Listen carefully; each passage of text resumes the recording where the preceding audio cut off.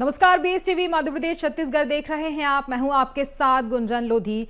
खादी पर कितने दाग, जी हां, इसी पर चर्चा करेंगे। जहां प्रदेश के सतना, जबलपुर और मंडला से गंभीर मामले सामने आए हैं और जिनमें आत्महत्या, अवैध गतिविधियों और जहां शोषण के आरोप भी शामिल हैं।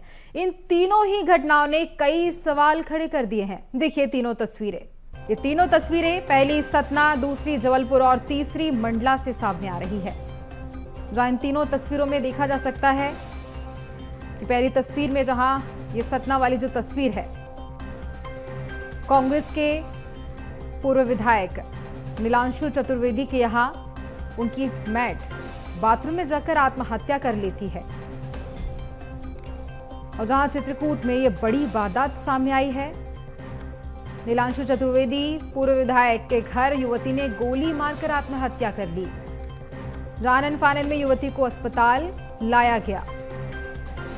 और वहीं ये दूसरी खबर जबलपुर वाली और तीसरी मंडला से सामने आ रही है। देखिए जबलपुर से एक खबर जहां इस्पात संचालक जो अपने आप को बीजेपी का नेता भी बताता है और दूसरी तरफ अपने आप को वकील भी बताता है, जहां इस युवती को नौकरी के नाम पर शारीरिक शोषण किया गया। और वहीं तीसरी तस्वीर शराब घोटाले मामले को लेकर जहां सामने आ रही है। शराब संचालक और इसके साथ ही कांग्रेस के युवा कार्यकर्ताओं के बीच जहां ये पूरा मामला देखने को मिलता है, बहस होती है, झड़प होती है। और चलिए ये पहला मामला आपको बता देते हैं, जहां सतना के चित्रकूट में बड़ी वारदात सामने आई और नया गांव मोहल्ले में पूर्व विधायक नीलांशु चतुर्वेदी के घर युवती ने गोली मारकर आत्महत्या कर ली। आनन फानन में युवती को अस्पताल लाया गया, जहां डॉक्टरों ने उसे मृत घोषित कर दिया। बता दें कि मृतका पिछले कई सालों से विधायक के घर घरेलू काम करती थी, जिसने पूर्व विधायक के घर के अंदर तीसरी मंजिल में बने बाथरूम में पिस्टल से गोली मारी और पिस्टल लाइसेंसी है जो विधायक के नाम पर है। हाई प्रोफाइल घटना की वजह से रीवा से फॉरेंसिक टीम बुलाई, जो पूरे मामले को लेकर के जांच कर रही है। पूर्व विधायक के घर पर यह बड़ी वारदात हो जाती है। घर में काम करने वाली युवती जो आत्महत्या कर लेती है और उसके बाद जब बड़ी वारदात को लेकर फॉरेंसिक टीम बुलाई जाती है, पूरे मामले को लेकर के जांच पड़ताल भी लगातार जारी है। देखिए ये पूरा मामला जहां पूर्व विधायक के घर पर एक बड़ी वारदात घट जाती है और इस बीच पूर्व विधायक नीलांशु चतुर्वेदी, जिनके घर पर उनके घर में काम करने वाली मैड जो आत्महत्या कर लेती है, उन्हीं की लाइसेंसी बंदूक से आत्महत्या कर लेती है। फॉरेंसिक टीम पूरे मामले को लेकर के जांच पड़ताल कर रही है। अब देखने वाली बात होगी कि इस घटना के पीछे की कहानी क्या कुछ होती है।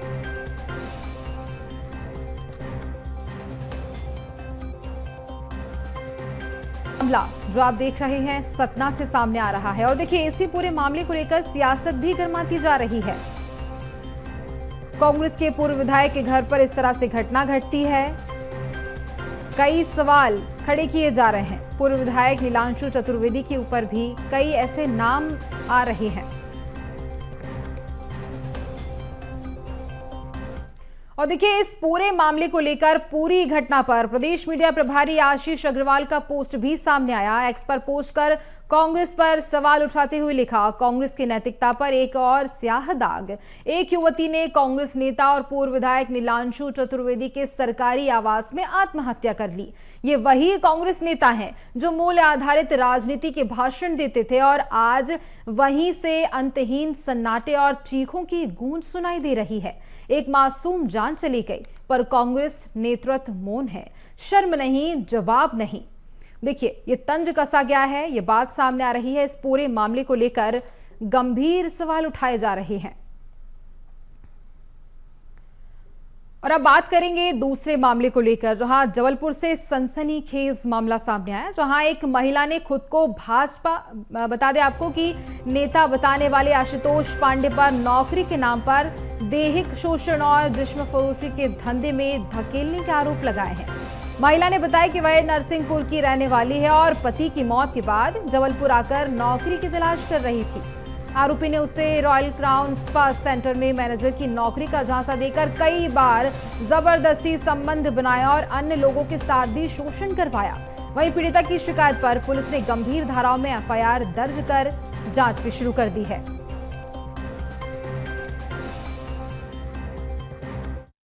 एक साल हुआ है शिफ्ट हुई हूँ। हस्बैंड के एक्सपायर होने के बाद जबलपुर में रेंट से रहती हूँ, तो मुझे जॉब की ज़रूरत थी। तो मेरी मुलाकात आशुतोष पांडे से हुई, जो कि बीजेपी के कुछ नेता हैं और पेशे से एडवोकेट बताते हैं। तो उनका इस्पा चलता है, रॉयल क्राउन इस्पा चलता है, जो कि एकता चौक विजयनगर भारत गैस एजेंसी के ऊपर है जबलपुर।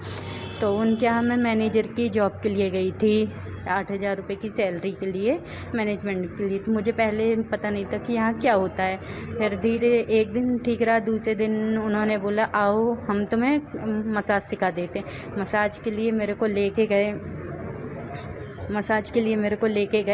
तो वहाँ मसाज दी। उसके बाद फिर शारीरिक संबंध बनाए। ऐसे करते करते उन्होंने मेरे को देह व्यापार में ढकेल दिया।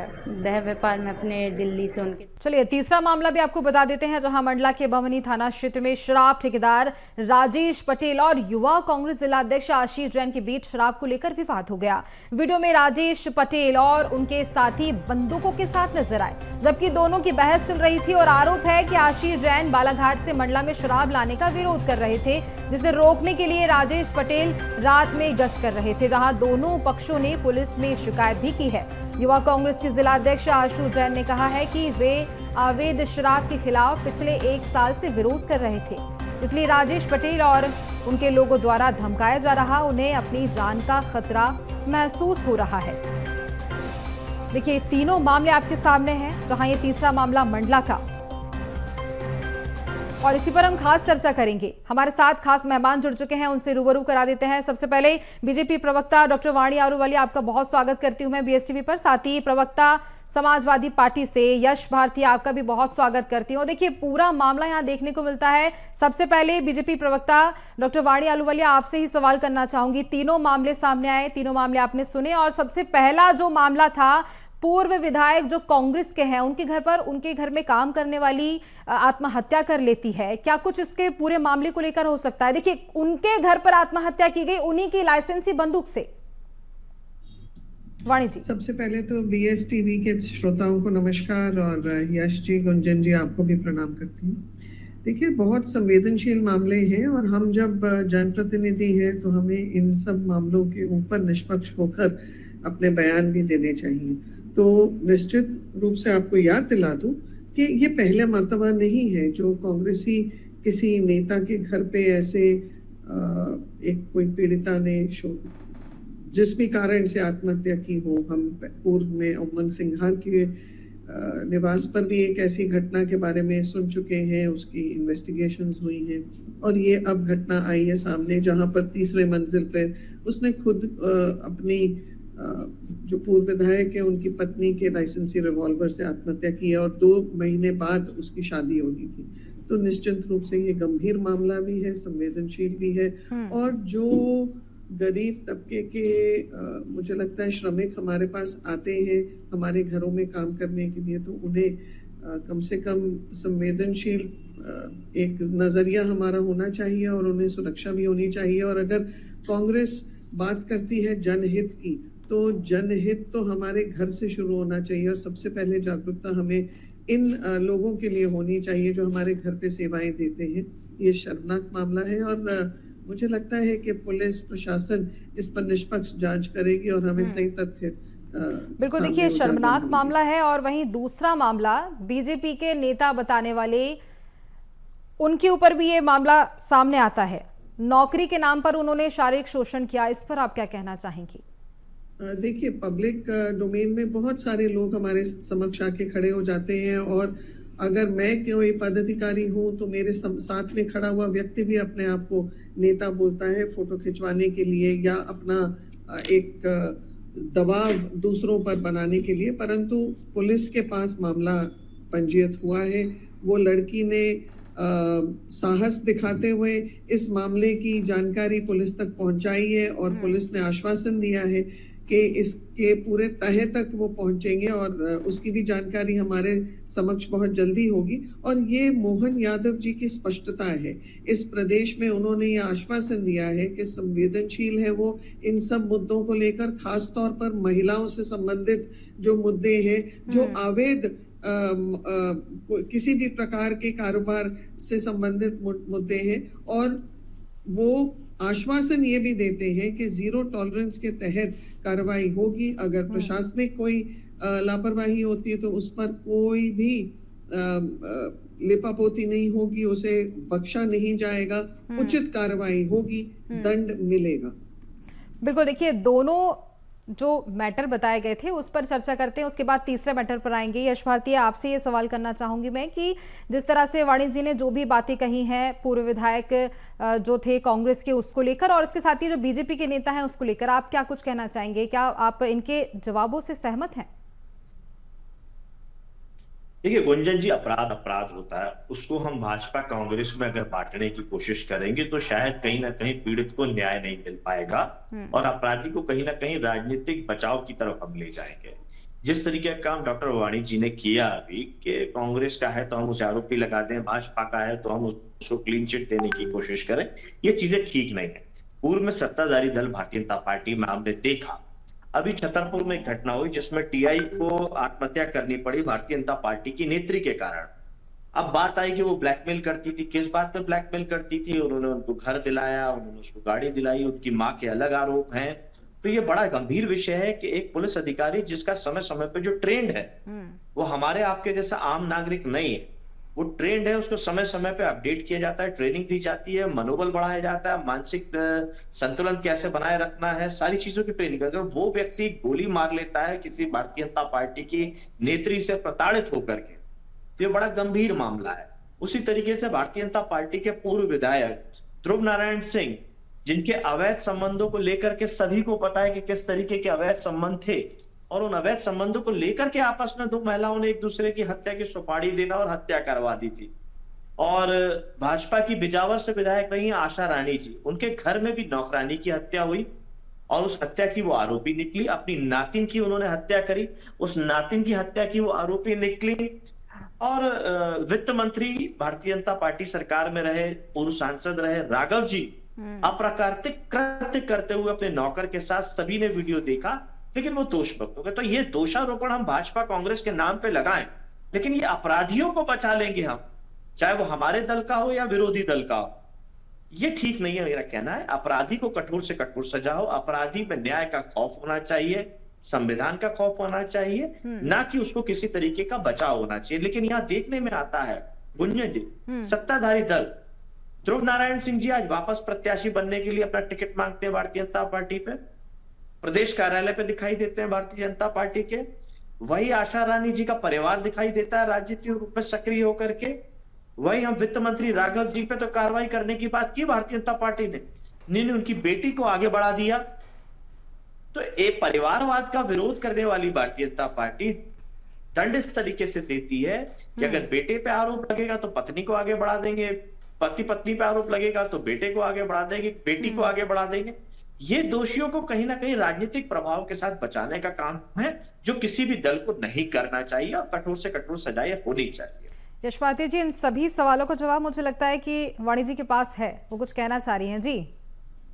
जी शायद कांग्रेस सपा प्रवक्ता ने मुझे बहुत स्पष्ट तरीके से नहीं सुना था।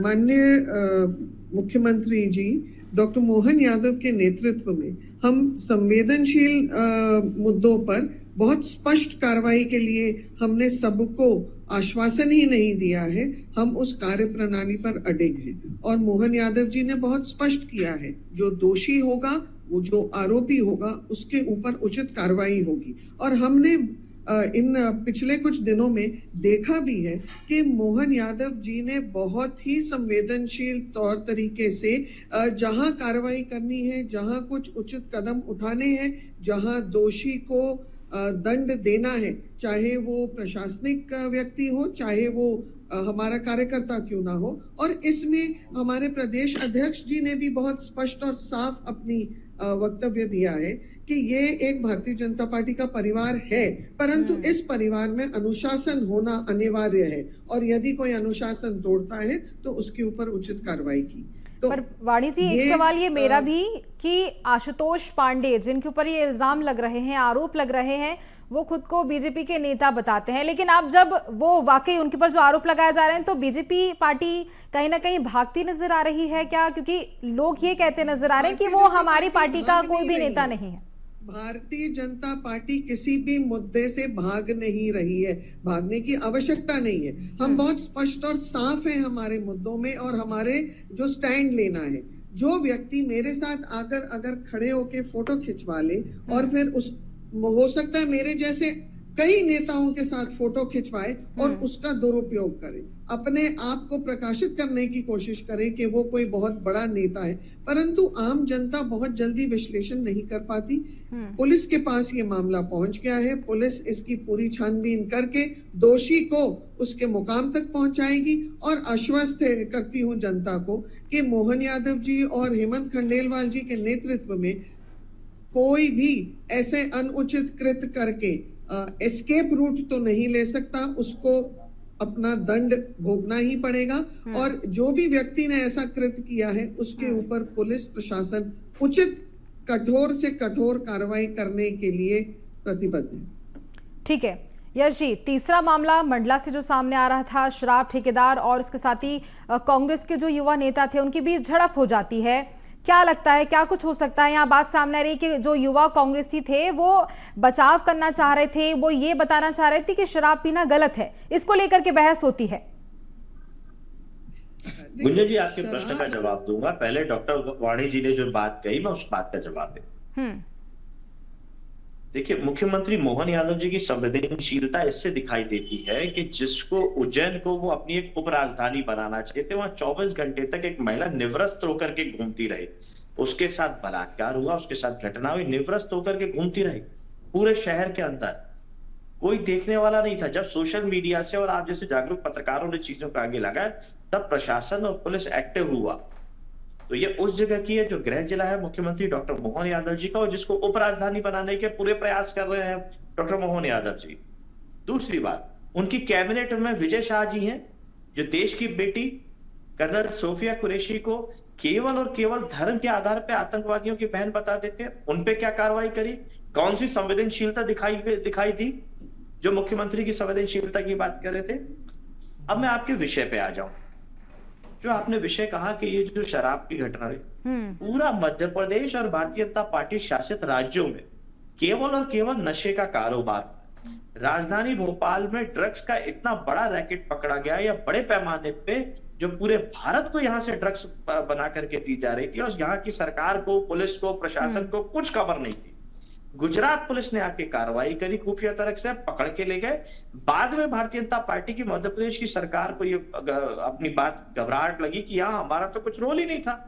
फिर रात में आनंद फानन में गुजरात से चिट्ठियां लिखवाई गई सोशल मीडिया के लिए, मुख्यमंत्री जी ने लिखा। उसी तरीके से अभी देखिए जो राजधानी भोपाल में एक और घटना ड्रग्स को लेकर के चल रही है, उन ड्रग्स माफिया को संरक्षण कौन दे रहा है?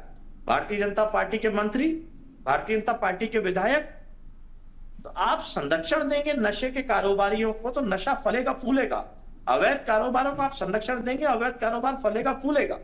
और ये भारतीय जनता पार्टी की सरकार में साफ तौर पे देखा जाता है। जब भी कोई अपराधी पकड़ा जाएगा उसको बचाने के लिए भारतीय जनता पार्टी के बड़े नेता आ जाते हैं। यहां तक कि मध्य प्रदेश की राजधानी भोपाल में आईएसआई का एजेंट भी भारतीय जनता पार्टी का आईटी सेल का कार्यकर्ता नेता निकला है, और उसको बचाने के लिए भारतीय जनता युवा मोर्चा के बड़े बड़े नेता दिखाई दिए। और जब वो जेल से बाहर आया जमानत पे, दोष मुक्त नहीं हुआ, केवल जमानत पे आया, तब भी भारतीय जनता पार्टी के भारतीय जनता पार्टी के बड़े बड़े नेता उसके साथ होली खेलते हुए देखे गए, फोटो वायरल हुआ उसे। तो ये अपराधियों को आप संरक्षण दे रहे हो, अपराधियों को आप बढ़ावा दे रहे हो, तो अपराध तो बढ़ेगा। आज राजधानी भोपाल से लेकर के पूरा प्रदेश और भाजपा शासित राज्यों में केवल और केवल नशे का कारोबार हो रहा है। मैं बड़ा उदाहरण देना चाहता हूं गुंजन जी। गुजरात के अंदर शराब पे प्रतिबंध है, और सबसे ज्यादा देश के अंदर अवैध कारोबार कहीं होता है तो गुजरात में होता है। बिहार के अंदर शराब का प्रतिबंध है, और उत्तर प्रदेश की योगी सरकार, भाजपा सरकार है, वहां बनारस मंडल के अंतर्गत आने वाला पूरा का पूरा पुलिस थाना अवैध शराब भेजने का काम बिहार में करता था। पूरे थाने को सस्पेंड करने लगा। समाजवादी पार्टी के विधायक 2 साल से सदन में इस बात को उठा रहे थे।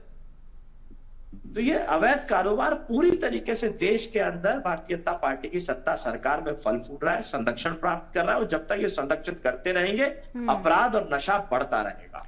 बिल्कुल, जवाब लेते हैं वाणी जी। बहुत सारे ऐसे गंभीर आरोप लगते नजर आ रहे हैं। गुंजन जी, यश जी ये भूल रहे हैं कि ये भारतीय जनता पार्टी के तहत शासन प्रशासन कार्य कर रहा है और सख्ती से हो रहा है सारा काम। सारा प्रशासनिक अमला जुटा हुआ है लॉ एंड ऑर्डर के लिए। इसीलिए लोग मामलों को उजागर कर रहे हैं, बिना भय के थानों में आकर रिपोर्ट भी लिखवा रहे हैं। ये वो कालखंड नहीं है। देखिए, बीच में मत बोलिए यश जी, मैंने बहुत आदरपूर्वक आपको सुना है। इतनी सभ्यता तो रखिए। आप तो अपने ही सभा के आदरपूर्वक निवेदन पूर्वक आ रहे हैं, जिसके ऊपर उत्तर मैं आदरपूर्वक निवेदन पूर्वक आपसे कह रहा हूँ, विजय शाह के ऊपर कार्रवाई कब हो? अगर ऐसे इन्होंने बीच में विजय शाह के ऊपर कार्रवाई कब हो? तो फिर कोई डिबेट का कोई जरूरत नहीं है। ठीक है यश जी, जो सवाल आपने पूछे हैं उसका जवाब वो दे रही हैं, उनसे पूछ लेते हैं। वाणी जी बोलिए आप।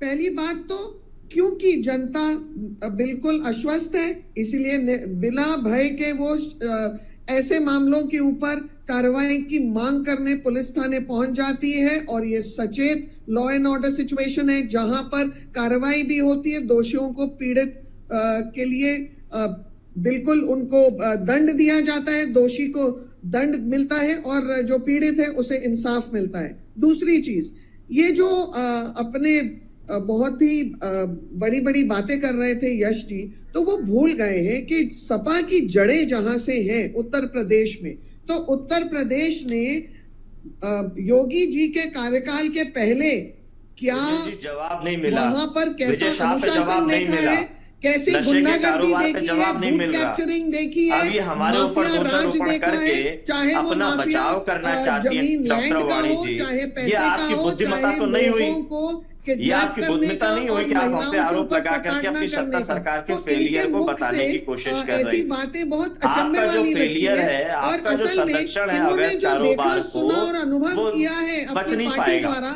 वो बच नहीं पाएगा। सोशल मीडिया की ताकत है, विपक्ष के नेताओं की जो ताकत है, आम नागरिकों की जो ताकत है, वो आपको एक्सपोज करती है। स्पष्ट हो जाता है विजय शाह पे आप कब कार्रवाई करेंगे, उसका जवाब कब देगी आप? इनकी नीति विजय शाह पे कब कार्रवाई करेगी जो कर्नल सोफिया कुरैशी का जिन्होंने अपमान किया?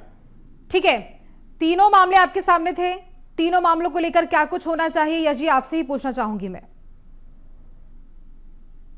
गुंजन जी, मैं तीसरी बार इस बात को कह रहा हूं, बार बार मैंने ये बात कही, राजनीतिक संरक्षण किसी भी तरीके से अपराधियों को नहीं मिलना चाहिए, अवैध कारोबारियों को नहीं मिलना चाहिए। राजनीतिक संरक्षण कोई भी राजनीतिक पार्टी देगी फिर आप तो ये सब अखिलेश चीजें यादव, राहुल गांधी को ना दें, क्योंकि ये भी बहुत बड़े दोषी हैं। आप इनको भी दोषी करार दीजिए। मैंने कहा ना, चोर चोर मौसेरे भाई, सपा और कांग्रेस बोलना तो एक ही सुर में है, गाना तो एक ही राग है। अच्छा, आपके मौसेरे भाई कौन है? विजय शाह, जो कर्नल सोफिया कुरैशी का अपमान करते हैं? विजय शाह, देखिए मुझे पता था आप ये बोलेंगे। आप और कांग्रेस की विचारधारा एक ही है, सर्वोच्च न्यायालय और उच्च न्यायालय की अवमानना करना, और यही आप अभी कर रहे हैं। क्योंकि जब सर्वोच्च न्यायालय हमें दिशा निर्देश देता है तो उस दिशा के ऊपर ही चलना हमारा कर्तव्य है, ना कि सर्वोच्च न्यायालय ने आपको रोका है कि विजय शाह के ऊपर कार्रवाई नहीं कीजिए? इसीलिए क्या सर्वोच्च न्यायालय ने आपको रोका है विजय शाह पे कार्रवाई मत कीजिए? उच्च न्यायालय को अपने घर गुंजन जी इनसे सवाल पूछिए, इनसे सवाल पूछिए कि इनको उच्च न्यायालय ने रोक के रखा है विजय शाह पे कार्रवाई करने के लिए? दुरुपयोग आप लोग कैसे करते थे? आप लोगों की विचारधारा कितनी एंटी नेशनल है, जवाब नहीं है तो निरंतर बोलती रहेगी, निरंतर बोलती रहेगी। हो तो आप और हम अधिकृत नहीं है कि हम उस पर कुछ भी अनुचित टिप्पणी करें, कैबिनेट मंत्री में रखना और हटाना, चले। भारतीय जनता पार्टी में रखना और हटाना आदेश देता है, हम उसको कर्तव्यबद्ध तरीके से पूरा तरीके से उसको करते हैं। मैं गुंजन जी जवाब दे दूं? कैबिनेट में रखना है या नहीं रखना, ये उच्च न्यायालय और सर्वोच्च न्यायालय इनको रोक रहा है इस बात से। भारतीय जनता पार्टी में रखना है कि नहीं रखना है, इस बात के लिए उच्च न्यायालय और सर्वोच्च न्यायालय रोक रहा है। फिर तो आप एक काम करिए, अरे तो इन्वेस्टिगेशन को कोई इससे क्या, कि वो रेजिग्नेशन दे, उन्हें मेंबर ऑफ पार्लियामेंट होने का कोई, उनको कहीं भी कोई संवैधानिक पद लेने का कोई अधिकार नहीं है, उनके ऊपर भी मामले दर्ज हैं। बताइए कौन सा मामला दर्ज है, आप देखिए बताइए। जो भी मामले सामने आ रहे बताइए। हैं, सुनिए यश जी, जो भी ये तीनों मामले जो सामने आ रहे हैं, यहाँ पर दोनों ही पार्टियों के नेता कार्यकर्ताओं के नाम इस बीच सामने आ रहे हैं। अब इसको लेकर के कार्रवाई की जाएगी, क्या कुछ खुलासे होते हैं ये देखने वाली बात होगी। लेकिन सवाल सिर्फ यहाँ पर इतना था कि अगर बीजेपी या कांग्रेस के किसी भी नेता का नाम सामने आ रहा है तो वो क्यों सामने आ रहा है, और पूरे मामले को लेकर अब पुलिस प्रशासन की ओर से क्या कुछ होता है ये देखने वाली बात होगी। खैर, इस पर चर्चा की आपने बीजेपी प्रवक्ता डॉक्टर वाणी आलूवालिया और प्रवक्ता समाजवादी पार्टी से यश भारती, आप दोनों का बहुत धन्यवाद करती हूँ मैं।